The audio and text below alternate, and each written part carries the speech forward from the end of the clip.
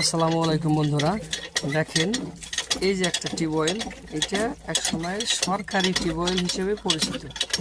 তো সরকারি টিউবওয়েল বলতে এটা আর্সেনিক মুক্ত হওয়ার কথা, কিন্তু এই জাতীয় টিউবওয়েলগুলি কমপক্ষে 1000 ফুটের গভীরতা।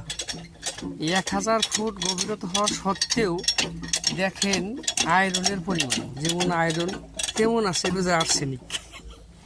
আমরা স্বাভাবিক 60 ফুট টিউবওয়েল ব্যবহার করি, তো 60 ফুট টিউবওয়েল ব্যবহার করার যে পানিটা আমরা পাই খুব সুমিষ্ট পানি, খুবই পরিষ্কার এবং পরিচ্ছন্ন আর্সেনিক মুক্ত পানি পাই।